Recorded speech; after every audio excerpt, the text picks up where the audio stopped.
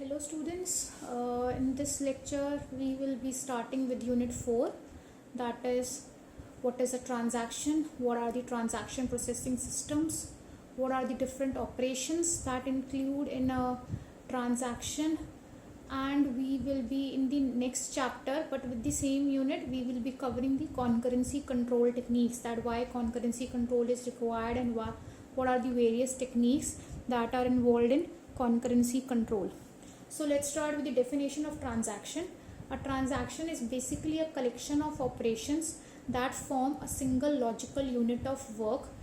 It is a unit of program execution that accesses and possibly updates various data items. Transaction, in simple words, is a program. What do you think? According to C or C++, what is a program? A program is basically a set of instructions, right? Similarly, a program in terms of database is known as a transaction. A transaction is also a set of instructions where each instruction is known as an operation. A transaction can include various type of operations like insertion, deletion, updation and retrieval operations that we perform on a database, right, using the SQL queries. So let me give you an example of a bank. Suppose a person A wants to transfer rupees 100 to the account of a person B. This is a single transaction, right? What you will think will be the set of operations in this particular transaction? It will first read the account balance of person A. Then if there is sufficient amount, then it will debit the 100 rupees. It will subtract the 100 rupees from the account balance of person A and its balance will get updated. Then those 100 rupees will be added to the balance of account of person named B, right? So these will be the operations. We have read the value, then we have debited that value, we have updated the account balance of A, then we have read the value of person B, then we have updated it, we have incremented it by rupees 100, and then we have written the updated account balance for person B. So these are the various operations included in this single particular transaction, right? In a program, while writing a program or while writing a transaction, the boundaries of a transaction are specified by using the begin transaction and end transaction statements while you write an application program. What are the transaction processing systems? They are basically the systems which have large databases and that allow concurrent users to execute the transactions on their database. Concurrent users means the users which access the database simultaneously. For example, airline reservation. I am reserving a ticket for myself. Suppose in Indigo, you are also reserving at the same time. Suppose the banking, credit card transaction. These all are examples of transaction processing systems. The basic database access operations that a transaction include are read item and write item.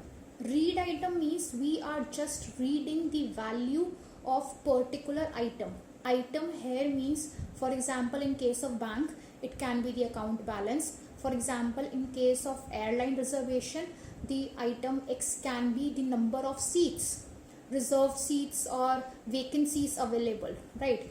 Write item X means to update the value, to change the value.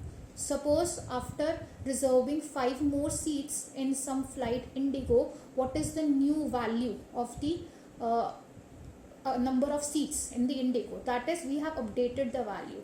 So read item X means that we have read a database item into a program variable X, and write item means that we have written the value of program variable X into the data item X. So what are the various steps involved while executing a read item X and write item X are? Let's start with this, because we have studied in ICIT that any transaction or any operation never happens directly on the disk. It is always, the CPU always interact with the main memory, right? So obviously your database is stored in the disk. So what we will do is, suppose I want to read the value of my account balance. What I need to do is, I will first find the address of the block where my account balance or the data item X is stored. I will need the address, only then I will be able to read that value. I will copy that particular disk block into my main memory. After copying that disk block into the main memory, I can read the value of that variable X where my account balance is stored. Now executing the write item X includes the following. Now again, suppose I have to write the value of some particular variable. Again, the variable is stored in the disk. I need to find the address where that variable is stored.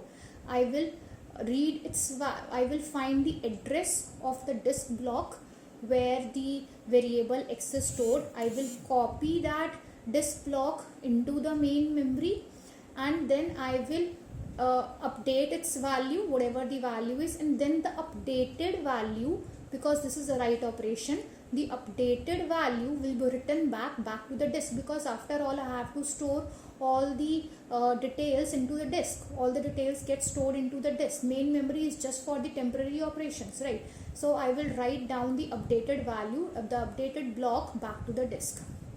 Now, what are the single user versus multi-user system?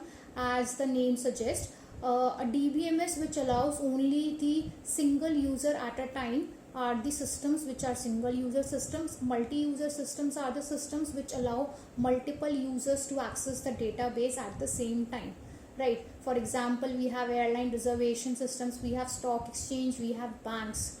Concurrent execution of processes is actually interleaved using multi-programming operating systems which keeps CPU busy. If you remember, we have studied in ICIT what is multi-programming. Multi-programming is that we keep a lot of programs in the main memory simultaneously, so that if one of the program goes into some input output operation, we can immediately give another program to the CPU, so that our CPU doesn't remain idle. That is multi-programming. If you know, if we can run multiple programs in our computer simultaneously, that is known as multitasking. What happens is CPU is actually dividing its time in among the multiple programs, right? This is what actually happens in case of concurrent execution. I'll show you with the help of a diagram. See this.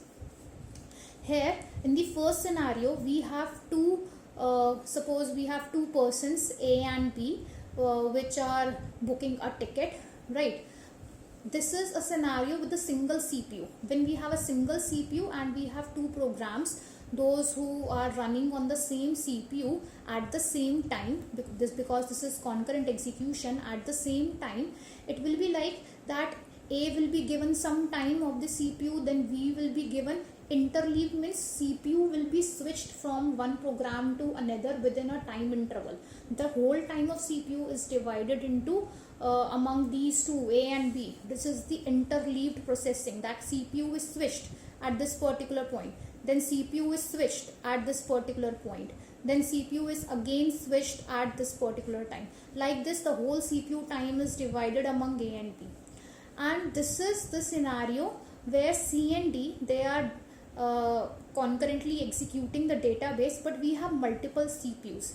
Then we have allotted CPU 1 to the program C, and we have allotted CPU 2 to the program D. This is known as parallel processing. Parallel processing because C and D, they are executing simultaneously. This is the parallel processing. In the next lecture, we will be studying why concurrency control is needed and what are the problems that are related with concurrency control. Okay, thank you class.